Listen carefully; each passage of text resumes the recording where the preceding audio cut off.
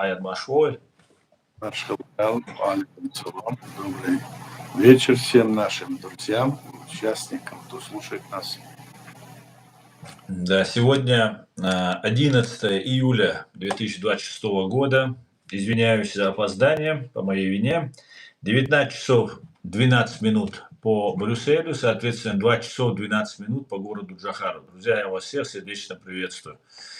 У нас 240-й стрим на платформе открытого диалога информационно-аналитического центра Президиума правительства Чеченской Республики Ичкерия. И с вами постоянный наш гость по субботам и вторникам Аят Идигов, сопредседатель Президиума правительства Чеченской Республики Ичкерия.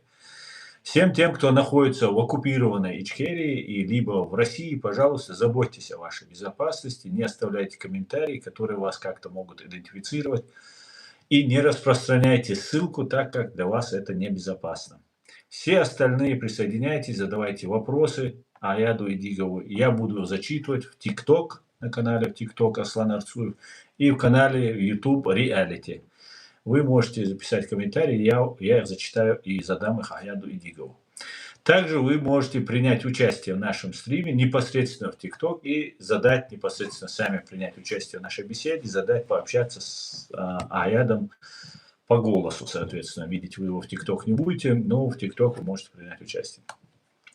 Ну, вроде бы все, что, как обычно я говорю, я сказал. И всех приветствую. Светлана, Асламбек, Айса, алейкум, друзья. И как обычно, сегодняшний стрим называется «Трамп ударил по России. 500% тарифа на нефть и патриоты для Украины». Об этом и многом другом давайте мы сегодня поговорим. Аят, вам слово. Добрый вечер. Тема очень интересная, и мы по ней поговорим. Я хочу сказать еще дополнительно то, что уже 240-я встреча у нас в эфире с Асланом. Он делает очень большое дело. Мы, рассказываем о той ситуации, которая складывалась и складывается теперь по нашей республике, что происходит в мире. Мы говорим нашу точку зрения, то есть точку зрения нашего правительства, легитимного правительства, которое находится в зарубежье, которое направлено по решению нашего парламента, президента. И здесь и то, что происходит в мире, потому что здесь много разных деятелей, которые, неправильно понимают ситуацию, которая складывается, а порой бывают среди те, которые работают, сами-то не это называя, работают в пользу Кремля, нашего врага. Поэтому вот мы сегодня 240-я передача, это, можно сказать, такая вот целый век, если посчитать, сколько это времени. И каждый раз мы рассказываем о том, о сём. И все ваши вопросы, которые будете задавать, они не останутся без ответа. И эти ответы будут аргументированные, документально подтвержденные. Они ответы так, чтобы отмахнуться. Как это делают наши с вами, так скажем, деятели, которые изображают из себя здесь разного рода правительствами или какими-то общественными организациями, некоторые блогеры, которые все утверждают, что они хотят там сделать то, решить то, от имени чеченского народа пытаются быть представителями зарубежья, пытаются сделать так, а не то, что хотят. То в конечном итоге, когда мы рассуждаем, мы видим, что все, что вот в таком плане, как они сейчас делают, это что такое? Проанализировать, подумать. Это в пользу нашего врага, это в пользу нашей, как говорится, против нашей нации, народа. Вот что они. Они это делают под разными лозунгами. Лозунги религиозные, лозунги демократические, лозунги другого рода, значит. Они поднимают какие-то вопросы, связанные, скажем, с Горской республикой, Федерацией народов Кавказа, объединяются известными нами, давно известными нами, еще когда мы были в Чечне, после этого разного рода агентура российской из наших рядов, которая работала тогда. Теперь они перебрались и с этой агентурой якшаются, как говорится, вместе работают, проводят какие-то съезды, какие-то заседания в Варшаве, еще в Праге, где угодно, или даже в том же Киеве. Вот такие вот дела происходят. Мы, все, которые это понимают и видят, ведь, как говорится, тот, кто уже однажды своровал, он будет и дальше воровать, а тот, кто служит на империи, он не может отказаться от этого. Поэтому, когда они связываются, наши люди, и вы видите, что они находятся рядом с ними, или они выносят какие-то решения, которые являются, ну, практически несовместимой с нашей идеей. Идея наша теперь одна. Это деоккупация территории нашего государства и восстановление там легитимной власти. Вот какая обширная такая вот работа нами вот здесь скрывается. То, что мы здесь говорим, об этом говорим. Мы не говорим, что эти люди, к примеру, которые вот эти лидеры, как называем лидеры, которые здесь вот находятся, они известны нам все поименно. Они, многие из них прямо со мной приходили, со мной советовались, пытались там что-то сказать. И когда я их попытался, значит, им разуметь их, как должно быть, они начали с какой-то самостоятельной, независимой, самостоятельной политики. Я полагаю, что тогда они приходили, ну, не все, но кто приходил, а те, кто приходили, кто это дело организовал, они работали для того, чтобы прощупать, что это такое. Я даже был, вот, не буду называть, некоторые люди приходили ко мне, это было лет 10, а то и больше назад, приходили прямо, говорили, что нас вот просят, чтобы мы туда пришли, и чтобы возглавили эту Чеченскую республику, то тебя просят, то прямо мне говорили, думаю, давай вместе и все такое. Я был, ну, я уже не знаю, возмущен я был, это слабо сказано. Я даже не находил слов, чтобы им сказать, потому что я не хотел их выгнать из своего дома, просто выгнать я хотел. Потому что они пришли с такой вот, с таким заявлением. И это были люди, которые воевали, которые стояли на нашей стороне. И некоторые там корреспонденты, которые были, которые с фотоаппаратами ходили, там говорили. То есть как-то то трансформировалась вот эта ситуация, и они убеждали меня и говорили, что сейчас нет никого, кто бы не стал предателем. Все предатели, и этот предатель, называли имена наших героев, наших, скажем, лидеров, и этот предался, и этот предался. То есть вот такая вот вакханалия, вот такая пропаганда шла. Я к чему это говорю? Нельзя этому поддаваться, нельзя. Некоторые, которые вот шли и по трудному пути, которые вот мы не то что мы избрали, а которые есть у нас по трудному пути. И были они рядом с нами. Я тоже не буду называть, они знают сами. И они вдруг переметнулись к этим религиозикам, потом они переметнулись к другим. Теперь они до смешного находятся и какие-то вещи говорят смешные, а которые они даже сами, может, не понимают. И я уже понимаю, что они говорят не о том. Для них, оказывается, ничего не нужно было, кроме как где-то высветиться, где-то, как говорится, говорится, что он там тоже присутствовал. Если когда ситуация изменится, а я знаю, что она все равно изменится, они хотят выглядеть, как будто бы они были патриотами. Уже нет, это вам не удастся, потому что люди видели, кто чем мы занимались, видели, какие выстроили планы, о чем говорили, и кто стоял на защите своего народа, и кто, значит, продолжал эту проводить политику о деоккупации нашей страны, о государстве, которое мы построили. Они забыли наше государство. Вот я имею в виду здесь, на Западе. Теперь, если сравнивать их с теми, кто, допустим, находится сегодня, значит, поставлен у руля в Чечении, там, на территории Чеченской республики Ичкерии, порой думаю, что эти, которые здесь находятся, они уже, ну, не то чтобы на уровне тех марионеток, эти уже 2 раза выше.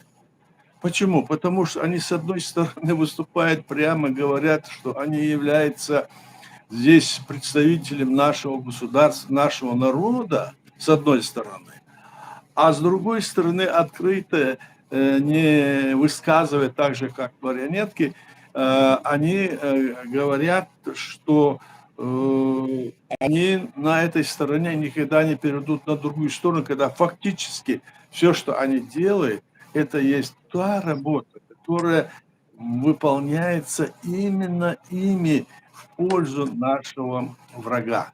Я имею в виду Российскую Федерацию, я имею в виду руководство этой империи, я имею в виду тех, кто все время и здесь, и на Западе, везде пытается изобразить из себя каких-то политиков, демократов, справедливых людей. И также вот есть и на Западе, конечно, есть и другие люди, это уже не наши, но тоже наши братья, наши друзья по общей проблеме, которая была в Советском Союзе, теперь их на Западе здесь тоже достаточно. Они тоже ведут работу и говорят, что они занимаются вот проблемой своего государства. Ну, конечно, они занимаются, но мы видим, что эта работа, они, может быть, и понимают это, но мы, имея свой опыт, уже долгий опыт, уже лет 30, 25, 30, зная об этом, предупреждали их будьте осторожны, не будьте так доверчивы ко всем тем, что вам говорят. Главное дело, главное принимать дело. Все, что делается, должно быть обосновано, должны быть документы, должны быть, значит, какие-нибудь факты. А вы просто беретесь, ведете разговоры просто на устном уровне разговор. Мы там такие, мы сякие. То есть я хочу сказать, что Россия очень, вот их агентура очень сильно работает и здесь на Западе против нас, против чеченцев работает, против этих сторонников своей государственности, которые против них работают. Одним словом, вот такая ситуация, если можно сказать, коротко происходит, и от нее мы должны уйти. Вот что я хотел сказать. А если говорить сейчас о том, что происходит в мире, и о том, что идет война, а это очень важно для нас, война против Украины, которую ведет Москва, важна для нас победа Украины важна. Она важна как воздух, она важна как, ну, как все, она важна. Потому что если она, значит, Россия, здесь победит, то мы уже как бы можем быть брошены в пропасть еще дальше того момента, в котором мы сейчас находимся. Мы должны сделать все для того, чтобы все от нас зависит, для того, чтобы Украина победила. В информационном плане, нашими добровольцами, нашей поддержкой на международной арене, показывая, что мы это делаем. И мы стараемся это делать. Наши люди тоже здесь, на зарубежье, тоже это делают. Сегодня мы видим, что Трамп, он уже занял другую позицию в отношении России. Вот Аслан сам мне говорит, я знаю о том, что здесь против России сейчас Трамп выдвинул там обвинения и санкции повысил на процентов 100-500, как ты говоришь, да, Аслан? И это, наверное, да, и это, наверное, тоже связано с тем, что Трамп уже устал от всего этого. Но с другой стороны, еще есть и другой момент, там, где он говорил, что война закончилась, она не закончилась, снова с Ираном они начинают вот, значит, войну, снова американская авиация бомбит, убивает там иранцев, и это связано с тем, что в Ормузском проливе не пропускают эти корабли, это траллеры или танкеры, которые ведут нефть, чтобы они спокойно уходили. И Иран там не соблюдает свои договоренности. И вот сам Трамп дает команду, он начинает бомбить все прибрежные районы Ирана, там, где там пролива, и другие районы, и бьет даже по их там катерам и по их таким вот ракетным базам. Такая информация идет. И он, наконец, он говорит, что с ними война, она продолжится, мы не можем их значит, терпеть. И так получается. Потом с этими переговорами или этой встречей, которая была НАТО в Турции, там тоже вот вроде бы там как бы и договорились, как бы и говорили, но в то же время Трамп там заделать такие заявления, вот что нам нужна Финляндия, нам нужно то, нам нужно это, мы Испанию, мол, это значит больше никуда не пустим, надо ее всех решить. Какие-то диктатские замашки, и, наверное, это все эти замашки, все это не от того, что Трамп этого хочет. Видимо, у Трампа есть команда или есть какая-то сила в самой Америке или в мире, которая ему указывает, в основном в Америке, конечно, о экономическом и военном положении самой Америки. И поэтому вот так вот сейчас Трамп как бы переориентировался и говорит, что и ракеты будет давать, и можно уже бомбить и Россию. Здесь украинцы ударили по нефтеперерабатывающим заводам, долетели аж до Омска, и там бомбят, и в других местах бомбят, и в Москве, и везде. И теперь здесь вот произошло вот такое заявление, сделают русские, что якобы это Казахстан содействует, и на Казахстан начали делать значит, нападки. Хотя те отрицают, что это не так. То есть Россия не знает, как сейчас себя вести. И в конечном итоге все те действия, которые сейчас идут от самой Украины, они, как мы видим, они все больше и больше усиливаются.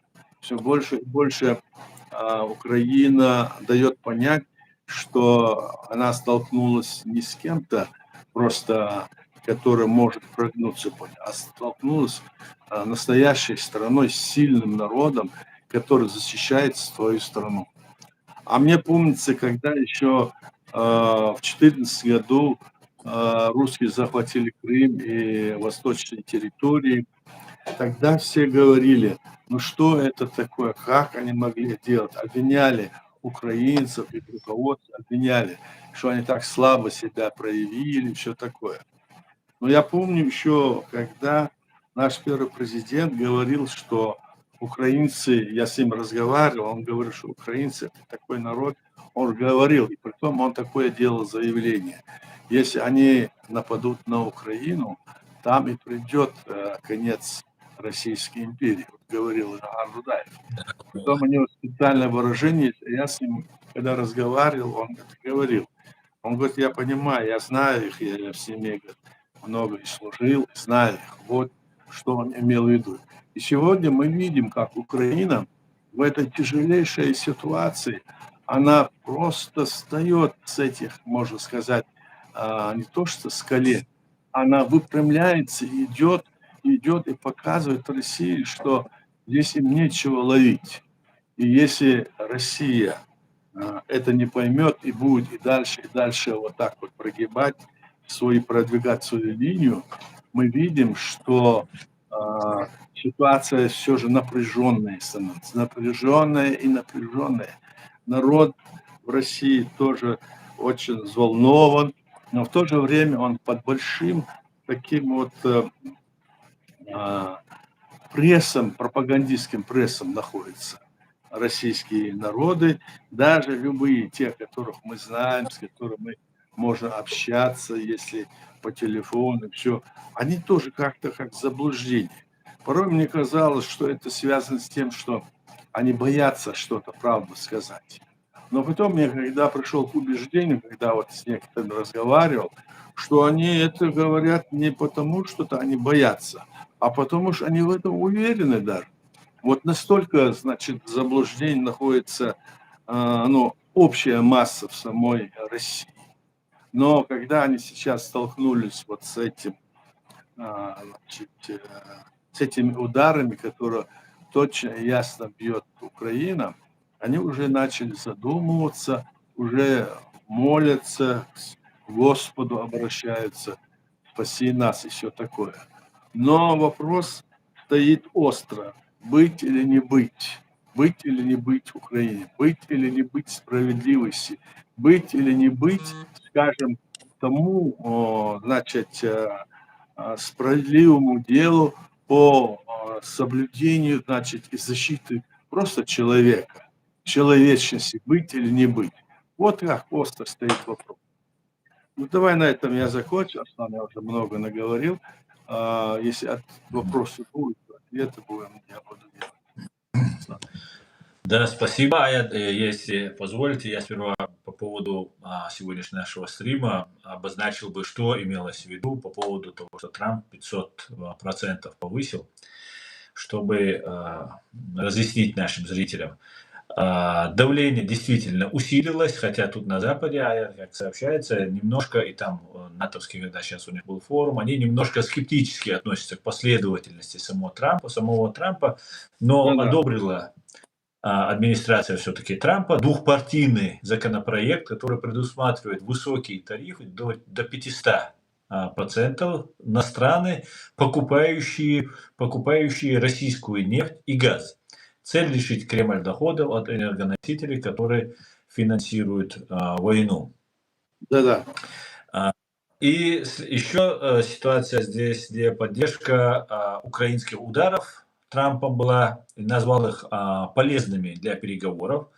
Разрешение Украины производить «Патриот» на своей территории, то есть ракеты «Патриот» на своей территории, на территории Украины. Ну и меры давления, телефонный разговор Трампа, Путина с Зеленским, где акцент на необходимости мира, ну, с рычагами давления. Ну, вкратце, если это вот такая вот ситуация. Может быть, каждый раз мы к этому прогу подходим, вот сейчас остановится, вот сейчас будет перемирие и так далее. И как бы мы понимаем, украинским людям, конечно, нужна передышка, отдых и так далее. Но если, например, если они договорятся не то, что вернут всю территорию до начала вторжения, до нарушения международного права России, ну, к 91 году они так это называют. Ну, то есть Крым и Донбасс, Луганск, все вернется Украине. Если Да-да. это не произойдет, а заморозят на этом, такой конфликт замороженный будет, как это будет, как это, например, между Северной Кореей и Южной Кореей, например. Если в этом случае это вечная война тогда получается, вечные теракты, а русские, они же, в принципе, вот эти хитростями и обманом, они же все равно рано или поздно одолеют тогда, получается, Украину. Как бы где-то вот так они пролезут вот своей хитростью. Вам так не кажется? Да, если вот так вот, если даже вот этот вопрос, как ты говоришь, заморозить этот конфликт, то, Мгм. конечно, это будет означать, что Россия будет готовиться снова к войне.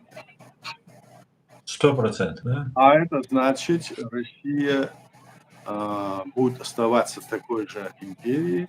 А это значит, этот медведь будет готовиться, и снова он будет еще с этой платформы пытаться идти дальше.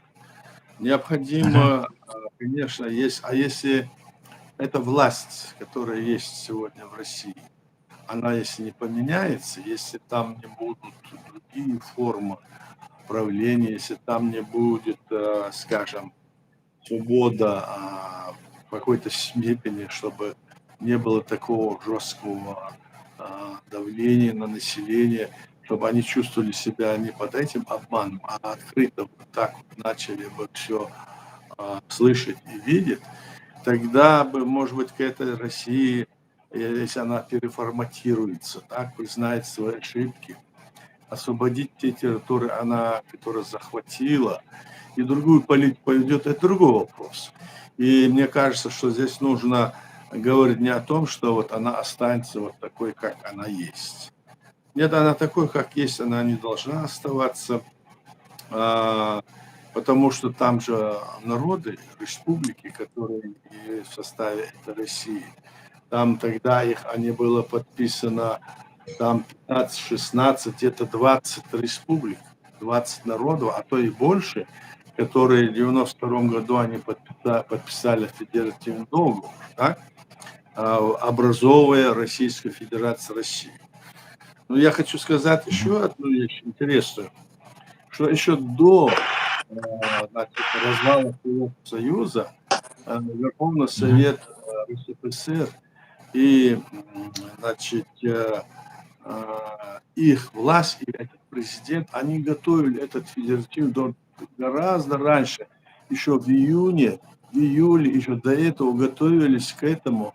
Они даже принимали свою декларацию, Россия принимала свою декларацию, да, 12 июня 90 года, которая говорила о том, что что законодательство РСФСР выше а, законодательство СССР. Представляете, она является, была а, союзной республикой, а Советский Союз тогда принял 3 апрельских закона, согласно которых автономные все республики получали статус Союза республик, а РСФСР принимает другую, значит, линию и в своей декларации пишет, что это практически, я своими словами говорю, что это не будет, что мы это сделаем сами, мы сделаем то-то, то-то. То есть они как раз-таки тогда и пошли, Ельцин, Явкон пошла на раскол и на развал этой России. Они ускорили развал Советского Союза и тем самым не дали ему развалиться таким образом, чтобы Советский Союз преобразовался, скажем, в какую-то другую, скажем, сообщество государств или стран, или конфедерации, или что-то. А просто эти захватили вот эту, как говорится, узду и по своим нормам, незаконно, по своим понятиям развалили этот Советский Союз. Вот что произошло. Чеченский народ тогда этому не поддался, и мы совершили, можно сказать, тот шаг, который был замечен нами, потому что в этой ситуации нельзя было им верить. И наш народ тогда в 91 году принял, значит, решение о том, что мы создаем свое государство. Была принята резолюция Общенационального съезда чеченского народа, а потом резолюция действующей власти Верховного Совета Чечено-Ингушской Республики, в которой четко и ясно проглядывал, что мы говорим, что у нас есть суверенное государство. То есть мы были таким же, вот по всем документам мы стали таким же государством, которое должно быть при выходе или при освобождении, что мы будем сотрудничать с любой страной. То есть мы имели этот уже статус, будучи в Советском Союзе. Но был единственный один ход, который мы не могли преодолеть, как и другие республики, кроме 3 республик, которых освободила Москва сама, Балтийские. Остальные все, даже ранее бывшие союзные республики, не могли этот барьер пройти, потому что по международному праву, значит, право народного самоопределения есть не односторонний акт. То есть тебе нужно, чтобы тебе дали разрешение, эта страна дала разрешение, власть дала. А здесь она не давала это разрешение этим народам, которые остались и которые были. А Россия и другие там союзные республики, они захватили даже те республики, которые получили в тот период, Советский Союз получили право создать свои союзные республики, они захватили их, а и вокруг, то есть во главе их сидящие руководители, те же коммунистические деятели, подписали этот федеральный договор и готовились к нему, еще находясь в составе СССР. И это не случайно, оказывается, я вот думал, они еще в декабре, еще до развала Советского Союза, Россию они назвали Российская Федерация Россия. Они как будто не должны были это делать, потому что она была в составе этого. Они ее назвали в декабре 91 года Российская Федерация Россия. То есть таким образом они делали посыл, что эти республики, которые стали союзными в составе СССР, что она их не упускает, что мы делаем федеративный договор, и мы не соглашаемся с теми решениями, которые принимает власть СССР. Вот такие вот перипетии, вот такие сложности, когда многие люди, которые тогда не были в курсе дела, вот этим занималась тогда Россия. И они развалили, они инициировали развал СССР, и затем, после того, как вот произошел вот этот ГГЧП, Ельцин не случайно своим указом сделал заявление, указ, что все министерства Советского Союза подчиняются ему. Номер 61 указ он сделал, то есть выпустил. Но и остальные республики, конечно, после того, как СССР исчез, они с этим не согласились, и тогда они пошли по пути вот то, что они сказали. Давайте разойдемся, чтобы затем сойтись. А это был уже план, он уже захватил, в РСФСР были захвачены эти республики, фактически, так называемый федеративный договор. Теперь первые они напали на Чеченскую республику. Это была, значит, их акция по, значит, захвату всех остальных республик. Не случайно они вот эту экспансию сейчас вот продолжают после нас Грузия, потом Украина, потом там Молдова, потом сейчас снова, значит, Украина. Это у них планомерно с тех пор идет. Вот о чем это. То есть мы имеем прямое отношение сейчас с империей. Новой империей, которая вышла из территории, которая вышла из Советского Союза, и снова обозначила себя правопреемником или наследником царской даже России и Советского Союза. Все, Аслан, давай вопросы, если есть. Баркалая, так, сейчас я пробегусь быстро. Друзья, вы пишите, вы задавайте вопросы.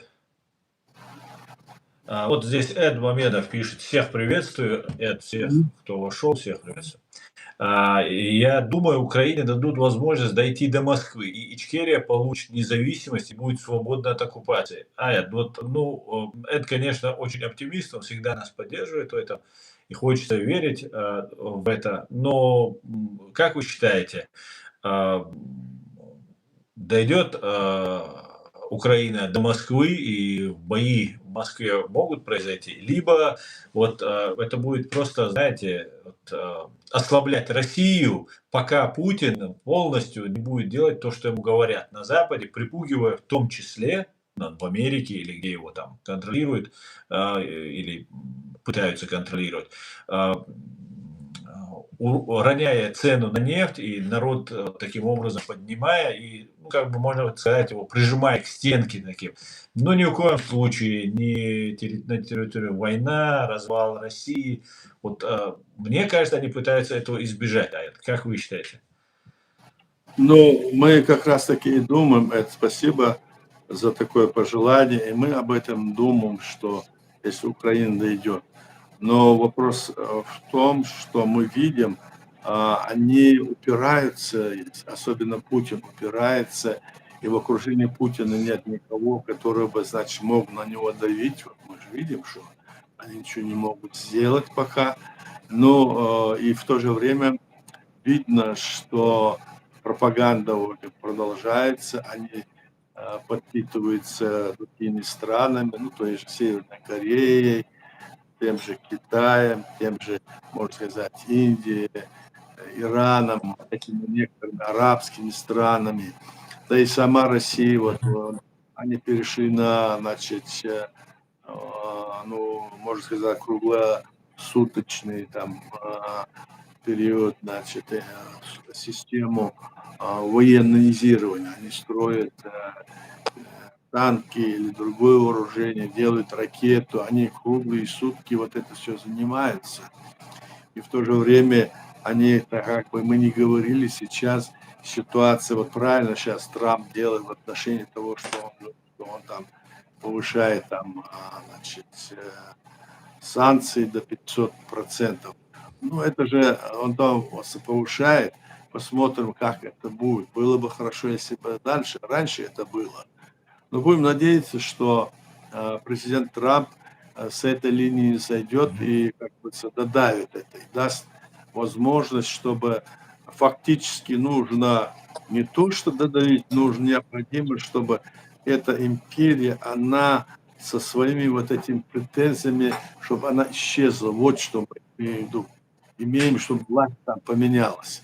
И чтобы было приведено соответствие с теми международными нормами, которые, те территории, которые она позахватывали. Вот это мы хотим. И Украина до Москвы, конечно, может дойти. Мы даже, чеченцы, мы пытались дойти до Москвы, но дошли только до Буденновска. Помните, было? Они что только не придумывали после этого, то, что только не говорили. Они из любой ситуации пытаются вывернуться. Они же служаки эти военные российские. И они там идут на какие-то впечатления, на эти переговоры, везде и всюду. И в то же время они же ничего не жалеют. Они могут друг друга убивать, перестрелять, пересажать. Мы же видим, вот сейчас вас рассказывают, а мы знали и раньше, они сами между собой как звери тоже. Вот что такое. Поэтому, конечно, с ними надо очень жестко, с ними надо, значит, решать вопрос, чтобы они отказались от этой политики, которую они проводят. Они же не правы. Фактически они не правы. А можно ли их привести к тому, чтобы они согласились и сказали, что они правы? Они это никогда не скажут. Вот в чем вопрос. То есть вопрос стоит или, значит, уничтожение этой империи, или переформатирование ее, или доведение до того, что народ российский, самой России встанет. Встанет ли российский народ против, скажем, этой империи или нет? Вот вопрос в чем. Будем надеяться, что это произойдет в скором времени. И на это, за это пожелание спасибо. Баркал Аяд, и спасибо, Баркал Тодараба. Киртукас спрашивает, Аяд, может беда в том, что русские не имеют своего государства? Этнос-то самой большой федерации, а, например, русского государства там нет. Кто спрашивает? Киртукас, это с Литвы. Киртукас, да? Да. Но может это, конечно, может быть так. Дело там не столько в том, что она большой или нет. У них это большое население, которое вот представляется. Это не так и много. Он в Китае, посмотрите, сколько, 5 миллиардов, да? А здесь какие-то там 60-70 миллионов, да? Ну, да, полтора, конечно, я там. Значит, что они могут? У них, конечно, они как раз-таки вот свое население, они берегут в основном. Они же, смотрите, эти 20 или 30 республик или какие-то окраины своей там территории оттуда направляют в Украину, чтобы люди оттуда шли вместо пушечного мяса туда. Когда говорят, что сегодня убили 1500 людей, среди этих людей 80%, наверное, люди с этих республик. Они их набирают, они их туда направляют, они забирают это из территории Чеченской республики, оккупированной. Мы же видим, что происходит. Конечно, они стараются русских беречь. В этом несомненно. В этих больших городах, там тоже они их не трогают, не трогают и тех, которые близки к ним по всем другим показателям. А в основном из дальних республик, которые Дальнего Востока, Средней России, Урала, Юга, там они направляют туда, чтобы эти люди гибли.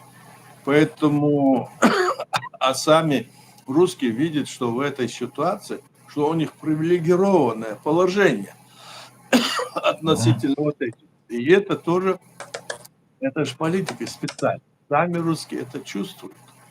Поэтому и в этой войне, чтобы вот так вот русские вот так вот поменяли свое мнение и не стали бы поддерживать Путина, пока что, по-моему, к этому не пришли. Хотя признаки того есть еще. Такие. Так, Баркал, Аят Дейресхуль. Вот сейчас Эд задает такой вопрос, Аят, и вот вы это видео видели по поводу стравливания между евреями и мусульманами, которое сейчас происходит. И мы об этом говорим, пишем, ну, это прям откровенно прямо происходит. И расскажите провокацию, ну, что вы скажете о этом, провокации в Европе, организованной КГБ, ФСБ и администрацией президента Путина, есть доказательства этому, которая разжигает рознь между евреями, мусульманами и христианами, конечно же, потому что очень много происходит разных провокаций в интернете и Но так далее. это направлено, конечно, и против еврейского народа, это направлено, и против мусульман, а это направлено в пользу самой. Они этим занимаются. И сейчас вот власти во Франции, да и в других местах за этим очень наблюдают. И есть вот такая ситуация, которая здесь расследуется. И, видимо, это расследование не 1-2 дня, но, по крайней мере, это уже обозначили, официально здесь заявили. Уже несколько раз об этом шла речь. Ну, посмотрим, что будет. Здесь сейчас другая, вот как бы политик, здесь мадам Ле Пен может прийти к власти. Вот эта проблема тоже здесь. Мадам Ле Пен, мы знаем, она человек таких вот правых взглядов, она больше смотрит в сторону Путина, как говорят здесь. На самом деле, что будет, неизвестно, смотрит ли она туда или нет, но, по крайней мере, у нее своя такая вот политика, которую она пытается провести. И в основном эта политика направлена против, скажем, людей, которые сюда как беженцы приезжают, и людей, которые, здесь, как говорится, находятся неофициально. Вот это она понимает, и это есть, конечно, и в других странах, это было и в Бельгии, и в Голландии, это и сейчас есть и в Германии. Здесь вот сейчас вот этот момент обсуждается. Да, мы так и думали всегда, что так и есть. Они всегда вот старались столкнуть наших вот религиозников, чтобы они все время говорили против евреев. Против евреев мы ничего не можем иметь, это народ, и притом очень известный и великий народ, с одной стороны, с другой стороны, который постоянно вот как бы становится объектом битья. Ну и, конечно, не без каких-то причин не бывает, потому что всегда мы видим, что происходит в Израиле, видим их борьбу со странами, которые там диктаторские есть. И в этой ситуации сегодня Россия и Израиль, они не дружат, как прежде, и проявили свою сторону, Россия проявила в пользу Ирана, и поэтому все это оттуда и вытекает, я так думаю. Посмотрим, возможно, все это должно как-то поменяться. Не может долго вот это все длиться. Где-то какие-то, развороты будут, когда мы сможем увидеть, что ситуация, приходит в нормальное состояние. Я так полагаю, что это будет, в ближайший год-два, не раньше, я так думаю. Аслан? Сегодня, буквально я видел видео, где террорист Николай Патрушев рассказывает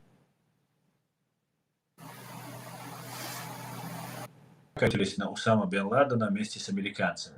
Это для меня было такое, знаете, немножко открытие, то, что он говорил, хотя это, в принципе, и часть это было известно, и тем более до конца верить ему нельзя, но сам факт. Он говорит, что они охотились на Усама бен Ладена, и американцы сказали, установите датчик, и мы туда нанесем ракетный удар. И русские установили этот датчик, где он проживает, где-то там, они там поставили этот датчик. И сказали, что Усама бен Ладен в этом месте должен проживать, находиться 3 месяца. за эти 3 месяца американцы не ударили по ним, говорит. И говорит, что вот это фактически бывший глава ФСБ России, можно сказать, хозяин России на сегодняшний день, теневой хозяин России, он фактически обвинил США в том, что они связаны с Усамой бен Ладеном.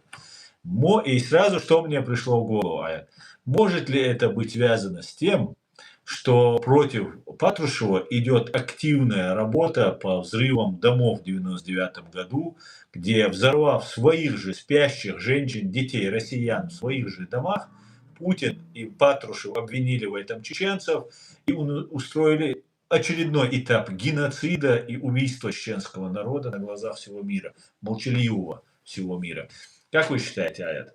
Это может быть с этим связано? Вот начнут они раскрывать некоторые тайны, которые они хранили до сих пор? Ну, мы не можем с тобой сказать, начнут или нет, но, по крайней мере, нам всем известно, очевидно, что вот эти все дома, они взрывали, они на этом попадались, так? И наши вот воины, которые шли туда для того, чтобы остановить войну, все пытаются сказать, вот там они бандиты, террористы на чеченцев. Но чеченцы не были террористами, бандиты до того, как на нас напали. Когда они напали на нас, скажем, 11 декабря полномасштабная была, значит, операция, и вели на нашу территорию, они вели, представьте, у нас всего 1 миллион населения, они вели на нашу территорию 460 тысячную армию. И это по их данным, аргументы и факты писали, у нас есть номер, когда писали, я сам помню. И мы видели, что они кругом, как эти муравьи, там везде их было, и поэтому в конечном итоге, чтобы сейчас они не говорили, они переводят стрелки на нас. Они говорили, что мы напали на Дагестан в 99 году, снова начали. А мы не нападали. Даже обвиняемый ими Шамиль Басаев, он пошел в Дагестан 6 августа 1999 года. А российская армия вторглась на Чеченскую республику Ичкерия 17 июля 1999. Представьте себе, какая разница во времени. Они обвиняют нас во всех. У них информационная вот эта вся ситуация, которая не проводит эту войну, собственно, информационную, так? И везде и всюду вот клевещет на наш народ. Поэтому здесь я об этом говорил, и многие наши люди понимают и говорят, мы не должны попадаться на эти удочки, на религиозные какие-нибудь там дела, которые нам подсовывают, не должны попадаться на какие-нибудь там разговоры, которые ведут против нас, скажем, Российской империи или их пособники здесь, на Западе. Ведь на Западе мы прибыли сюда, как бы спасаясь от этой России, а это то, что они на нас навесили, вот эти ярлыки все. Здесь мы должны от них избавиться. Чтобы от них избавиться, мы должны объединиться и работать строго в рамках нашей, скажем, линии создания нашего государства, скажем, с точки зрения международного права.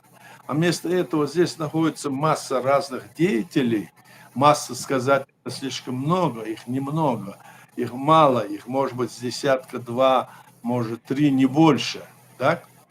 Но зато они мутят эту информационную там, значит, линию через другие там какие-то сборы, какие-то там пытаются съезды делать, какие-то, значит, встречи, выступают, открыто говорят, ничего не стесняются, и они против, до сих пор они были против нашего государства, говорили, что его нет. Теперь они как говорится, перекрасились и стали другие вещи говорить. Но от этого не значит, что они изменились. Поэтому мы, люди, чеченцы, которые приехали сюда, и где бы мы ни находились, понимать, нам не нужно ставить проблему, я уже говорил, это у нас религиозные проблемы. У нас проблемы с религиозной нету. А то эти деятели здесь поднимают вопрос, что якобы, значит, мы там недостаточно религиозны, что наши предки были, значит, не мусульмане или там были не теми, не теми. То есть вот этот вопрос на пустом месте поднимает, и постоянно нас здесь пытаются, и тем самым, и здесь на Западе они пытаются нас такое изображение из нас сделать. Это нельзя позволять. Мы должны понимать, что все наши люди, которые здесь на Западе находятся, да и за пределами, и на самой территории, должны понимать, что ситуация не настолько, значит, скажем, выровненная, чтобы мы могли говорить, что вот мы говорим между собой, да, это же неправда. Когда вот мы говорим, с кем-то я разговариваю, они говорят, да, это же неправда. Но я знаю, что это неправда, но я объясняю другое. От того, что ты знаешь, что это неправда, и твой сосед или там другой знает, зато весь мир, на весь мир России, их пособник, их агентуры льют на нас грязь. А чтобы это Да. не было, мы должны здесь на Западе работать, объединяться и говорить. И эти люди, которых я говорю, они здесь пытаются где-то что-то собрать, что-то говорить. Посмотрите на их, скажем, резолюции или какие-то их заключения. Абсолютно их все эти принимаемые решения в пользу Кремля. Под видом того, что они защищают, допустим, нашу страну. Они, значит, лезут в те двери, полномочий которых нет, они пытаются на себя навесить и кричать, что они здесь, и их воспринимают здесь, их, ну, скажем, в поддавки с ними играют некоторые политические деятели в разных странах и Европы тоже. Вот что, значит, мы должны понимать. Мы должны понимать, что все, что они про нас вот говорят, и мы знаем, что это не так. Да, все чеченцы знают, что это не так, что это неправда. Но мы не понимаем, что мы должны именно вести работу масштабную по всему миру. И все, которые находятся здесь на Западе, все чеченцы или наши друзья, должны вот как раз-таки именно работать в рамках объединения наших усилий по признанию нашего государства, как Украина признала. И не должны поддаваться вот этим вот самозванцам, которые себя изображают какими-то деятелями. Нет, они не какие-то не деятели, это беженцы, которые сюда приехали и себя изображают. Они не имеют полномочий от власти нашего народа, они не имеют полномочия от нашей законной легитимной власти, а та, которая есть здесь на Западе, президент правительства Чеченской Республики, они отворачиваются и пытаются сказать, что ее нет. Нет, она есть, чтобы они не говорили. Почему она есть? Она крепка, она есть и будет, потому что это есть люди, которые избраны нашим народом. Это власть нашего народа. Пусть она в усеченной форме. Мы не можем, скажем, сегодня в полной форме в зарубежье, в полной форме работать. Наша задача – это разъяснить остальному миру, что мы создали свое государство в рамках международного права. Наша задача – работать по объединению наших усилий для признания нашего государства, что она незаконно оккупирована. И те республики, которые были незаконно оккупированы Советским Союзом, балтийские, как раз-таки они были первыми освобождены России, когда ситуация в Советском Союзе, когда ситуация изменилась. Поэтому нам в этом направлении надо работать и не слушать этих людей, которые сами того не понимая, или которые сами являются, может быть, даже и агентурой Российской империи. Вот о чем я хочу сказать, чтобы здесь мы были, значит, ситуация, которая проясненная для всех. Именно это нужно. На Западе есть только президиум правительства Чеченской Республики Ичкерия, который является легитимной властью, имеет продолжение.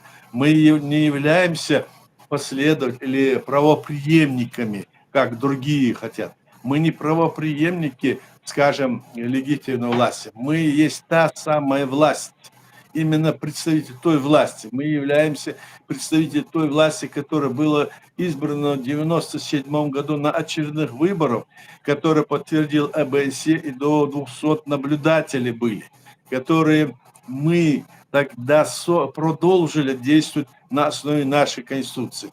Мы не новая власть, мы ничего не хотим создавать. Мы являемся теми, и мы находимся, все имеем те должности, которые имели с тех пор. У нас есть специально принятый закон в декабре 1994 года, где сказано, что до изгнания оккупантов с территории нашей республики власть, которая тогда была избрана, остается со своим полномочием. Все другие власти, которые, значит, там действуют и изображают из себя, незаконно, их решение не имеет силы, и оно будет потом приведено в соответствии с нашими законами и нашими, как говорится, постановлениями, которые и Конституцией. То есть вот такая ситуация, чтобы мы знали, вот что я хочу сказать, Аслан, по этому вопросу.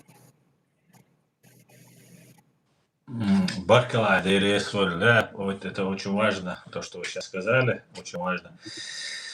Это надо знать. Вот эти самозванцы, которые здесь как бы хотели бы возглавить, все для этого делают. Конечно, они меня тоже немножко удивили. Меня еще удивили западные товарищи, которые украинские товарищи, которые как-то понимая все это и ведут свою какую-то с ними игру.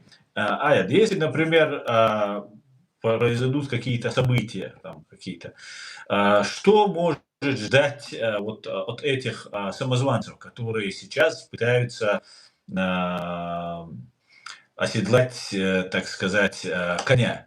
Если, например, произойдет ослабление, извините, сейчас закончу, ослабление России произойдет, и чеченцам скажут: вот, чеченцы, вы имеете право провести свои выборы, избрать себе законную народную власть. Давайте, вот наблюдатели приедут с Америки там, или с Европы, и будем наблюдать, и давайте избирайте. И в этот момент могут ли вот эти самозванцы, имея ресурс, деньги и так далее, заявить о том, что вот они являются легитимной властью, которая вместе с Дудаевым и Руслан Кутаев и Закаев рассказывают, что они чуть ли не самые близкие товарищи и соратники Джохара Дудаева были, и все решения вместе втроем они принимали. И, чуть ли не это, я, конечно, это преувеличиваю, но приблизительно так получается. И как вы считаете, Аят, в этом случае есть у них шансы? Аслан, ты мне этот вопрос третий раз задаешь, я тебе отвечу. Еще раз скажу. Если они вот так, да, они, конечно, будут стараться это делать. Но наш народ-то не дурной. Мы же знаем, что он не дурной. Наш народ-то понимает. И если они, они будут теми же, значит, незаконными, значит, представителями, как и сегодняшняя власть, которая там сидит, это будут самозванцы. Поэтому нам в этом плане, который мы сейчас говорим, мы с тобой сейчас ведем эту работу, мы рассказываем и говорим, что вот это все должно дойти до них. Есть легитимная власть, и только на основе нашей Конституции, на основе нашего, кажется, права, значит, в рамках международного права, должна быть законная власть. Иначе это будет не власть нашего народа, это будет власть, которая хотят нам на голову посадить каких-нибудь там религиозных фанатиков или других каких-нибудь агентов Кремля. Ну вот закаевцы, мы говорим, а как они могут быть легитимными, если они, скажите, при жизни еще Масхадова, Закаев несколько раз через свой сайт обозначал себя премьер-министром. После этого он специальный указ издал о том, что он премьер-министр. И тогда уже Масхадов, президент Масхадов издал специальный указ, он есть, мы знаем, это можем показать, в котором он объявил строгий выговор и передал дело на расследование в прокуратуру. Этого достаточно, чтобы сказать, насколько это люди незаконно себя ведут. Достаточно сказать и о других некоторых моментах, где этот Закаев и его компания собирались, я уже не говорю о том, что в Лихтенштейне, Швейцария, а потом в Копенгагене они принимали решение о том, что Чеченская республика есть часть России. Этого достаточно. Да. Мы можем привести массу примеров, которые они сами делали, и они сами. Теперь они потом это переделали. Тогда они были демократами, потом в 17 году они стали, кем они стали? Теперь они снова стали религиозными Эти исламисты. фанатиками, да. То есть вот эти вещи, это ж понятно. Или другие, которые из себя там вот пытаются представить, что они власть, что Чеченская республика власти нету. Они здесь пытаются всячески поносить и всячески унижать нашу действительную власть. Они представляют, вот там нет никакой власти, а это беженцы, которые приехали сюда, которые до сих пор занимались религиозным фанатизмом, и везде, и всюду, вот это постоянно, вот это на всех этих своих стримах, там, телеграм-каналах, везде мне приходилось с ними говорить, объяснять им тоже, что у нас какая ситуация. А эти люди не успокаиваются, они так или иначе пытались, так или иначе вот вопрос решить, и сейчас они собираются какие-то там и те, и эти какие-то там съезды, какие-то собрания собрать. Они это делали в 22 году, раньше делали в 16-м, 17 году. Те говорили, что нафиг нам нужна эта независимость. Эти говорили, некоторые из них говорили, что мы готовы, значит, провести референдум о статусе республики.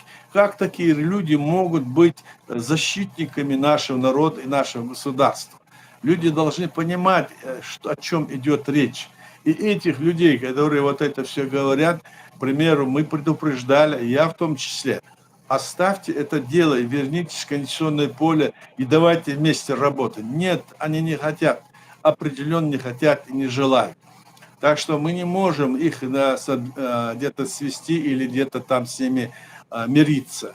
Многие говорят, давайте помиритесь. Как можно мириться с людьми, которые выступают против нашего государства, против чеченского народа, утверждая, что они являются сторонниками нашего государства, что они защищают его? Им это не дано, они не понимают. Я вот так отвечу на твой вопрос. Наш народ не глупый. Наш народ прошел через такие жернова, и что теперь вот так вот кому-то вот так отдаст и посадит, этого не будет, Аслан. Да. Ставлю тебе точку в этом вопросе. Не переживай. Не задавай. Вот так что, да, не переживай. Так что здесь вот такая ситуация. Да, спасибо вам большое. Это абсолютно я с вами согласен, абсолютно вы правы. Да, это так. Наш народ самый-самый мудрый и самый-самый древний, поэтому он не ошибется. И я, знаете, я переживал, когда вот я-то не самый мудрый представитель нашего народа, и я переживал, что вот я затопил, поддерживал Закаева, там говорил, что вот это наша власть, ну потому что вот ошибался там, не знал, кто он такой и так далее. Ну ты тогда был очень убежден, что он прав, да, Аслан? Тогда ты был убежден, что он прав. Вот и когда ты вник в эту ситуацию, ты понимаешь, потому что мы действуем по документам. Вот документ, вот документ, вот документ. Зачем пустые слова?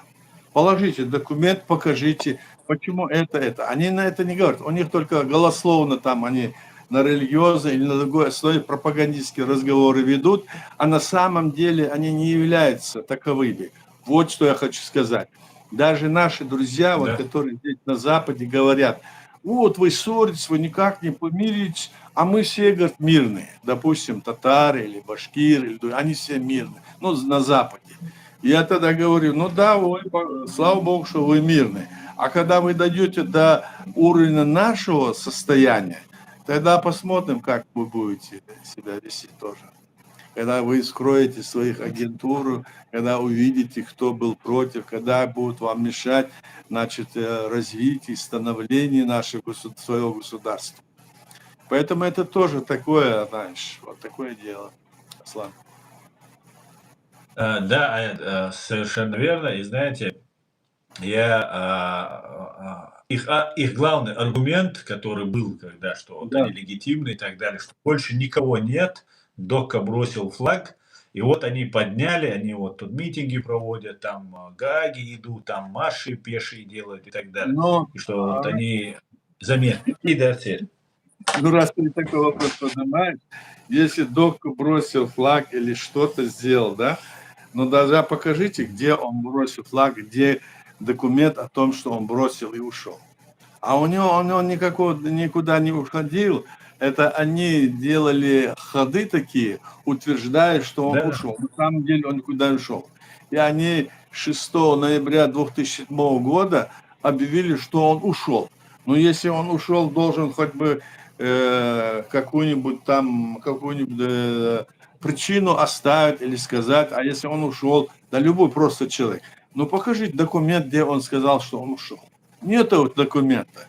Да, а эти себя объявили, значит, властью. Объявили себя, Сыроляп объявил себя главой государства, а этот себя объявил этим премьер-министром. Этот Шароляпов-то никогда его никто не избирал. Они взяли Закаев, используя государственный сайт, как он это делал против президента Масхадова, когда назначал себя. Точно так назначил из 5-7 человек, создал здесь парламент так называемый. От этого парламента лепил эти все свои постановления и решения. Все, что они принимали, эти были. Мы их предупреждали, говорили. Там было человек 6-7, и сейчас 7 человек, они тоже разделились, и они как бы скрываются. Они сейчас не говорят, кто это были, сами они это не говорят. Они тихо сидят, тихо сапой, как говорится, да? Так что здесь это они это творили. А затем они обратили внимание, что эти 6 ноября заявили, что они власть. А док Умаров только через месяц и 3 дня после этого, 9 декабря, появился с этим документом. Так где же он бросил флаг, спрашивается вопрос. Ну покажи, где же он бросил флаг? Или вот они там, значит, где-то на каких-то этих сайтах зарубежных, российских, «Свобода», которые там были прорусские, то все, там какую-то там вот эту вот всю пропаганду проводили, что тот сказал это, сказал это. Так это говорили все наши президенты, можно сказать. Особенно после, вот даже иногда и даже наш первый президент, а после этого и Масхадов говорил, и следующий, как его, Садулаев говорил, и другие все говорили. А взяли теперь, он там словами это что-то сказал, что вот там нас против мусульман идут это, они посчитали, что это решение. Но это если решение, что мы должны заглядывать в рот других государств, их информационное агентство, и говорить, что он ушел. Так что я объясняю, какая ситуация. Никуда он не уходил. И мы не согласны с тем, что док Умар 9 декабря ушел, он сделал антизаконный шаг тоже.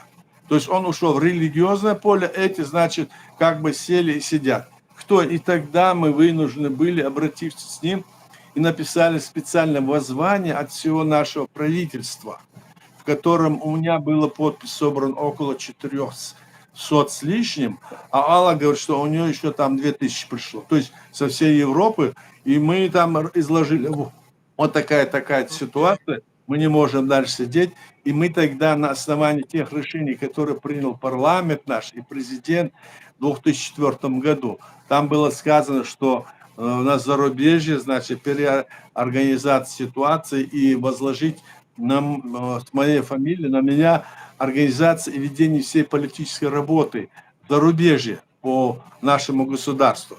И на основе этого мы тогда, вот то, что я сказал предыдущее, приняли решение, что мы должны, значит, создать не какое-то новое государство, а из тех людей, которые бы есть избраны, наши были избраны еще в 1997 году, вторые очередные выборы. Из них оставшихся создать президиум, временно рабочий орган, который является единственным легитимным. То есть мы не какой-то там создали, как эти говорят, вот у них там 3 правительства есть. Нет, дорогие мои, 3 правительства нет. Это вы говорите, что вы правительство или что такое. И те, которые это говорят, так говорят, и те, мы никакие правительства не создавали. Мы являемся представителем власти нашего государства, законно избранного на очередных выборах в 1997 году. Сюда входят избранные депутаты парламента, сюда входят члены кабинета министров, сюда входят члены судебной власти, сюда входят все люди, которые избраны на местах органов местного управления. Из этого числа мы выбрали определенное количество людей, и они являются как раз поочередно один или другой, являются членами нашего президиума. Они в любой момент, когда ситуация так изменится, мы вернемся, они поднимутся, и вместе с ними мы будем тогда проводить очередные выборы нашей власти. Они со всеми этими самозванцами, которые здесь крутятся и себя что-то изображают. Мы им говорим, и сейчас я говорю, хватит этим заниматься, потому что ваше действие с точки зрения международного права, с точки зрения там, что происходит, воспринимается как попытка захвата государства власти. Вот чем вы занимаетесь. Попытка, значит, это есть как раз-таки в пользу нашего врага, оккупанта в пользу, а себя изображаете, скажем, власти нашего народа. Вы никак не можете представитель власти. И ваше решение, которое вы там принимаете, партии или движение, и все. Посмотрите в Конституции, которую вы говорите, что вы читали, кто-то из них. Там сказано, что решение общественных движений, партийных движений не обязывают власть исполнять это решение. Власть может это только слушать, смотреть, выгодно это или нет, и принимать самостоятельно. Так что мы действуем самостоятельно. Никакие ваши разговоры не пройдут никуда. Это вы точно должны понимать. И тех, которые вы обманываете сейчас людей, нашу молодежь и других, они тоже в этом вопросе находятся в заблуждении. И я обращаюсь к ним, не поддавайтесь этой пропаганде. Там все, Баркалай, Дейрейсвуль. И заканчивая наш стрим, вот что я хотел мысль закончить по поводу Закаева. И тогда, когда я начал говорить, что меня пытались вербовать российские спецслужбы из правительства так называемого Закаевского, и тогда я об этом говорил, но я обратил внимание, как люди удивляются с того, что я говорю. Вот не в смысле, что они шокированы, а в смысле они это знали просто и говорили, да ладно, мы и так все знаем. То есть все знают, в принципе. Да, я говорю, наши На люди этом, все знают и думают, это достаточно. Я же не случайно говорю. Этого недостаточно. да, Это как раз наше надо заблуждение. говорить. Это нужно выводить нам не то, что мы знаем и прячем, это секрет. Да. Мы должны, если мы свое государство защищаем, должны его защищать везде. Везде и всюду. В любой точке земли. Да. Помню, первый президент и выступал. Я скажу, чтобы боролись. В любой точке земли, в любой точке, значит, сопротивления вы должны бороться, если вы хотите сохраниться и жить дальше. Вот что говорил Жагар Дудаев еще. Мы где-то это есть, я могу поднять, показать и тебе, и остальным показать. Да, это так. Да, есть. Да, Аят, мы уже больше часа в эфире, вопросов больше я не вижу. Если вам нечего добавить, то я предлагаю закончить наш сегодняшний стрим. Мне сказать много чего есть, но лучше закончить. Много говорить тоже. Да, на завтра оставим, на следующий стрим оставим. Да. Баркал, Аят, спасибо вам большое, Аят, вам, твоим соратникам, Али Дудаевой. Я желаю здоровья, сил. Вы очень много сделали, и только время, история покажет, насколько ценно было то, что вы делаете. Сейчас у подножия горы не до конца это видно. Спасибо вам всем, желаю вам сил, здоровья. Оно у вас есть, еще больше, чтобы у нас оно было. Спасибо. Спасибо. Спасибо всем. Всего самого хорошего, друзья. Адикюэль Маш Ойл. До свидания. До свидания всем. До свидания.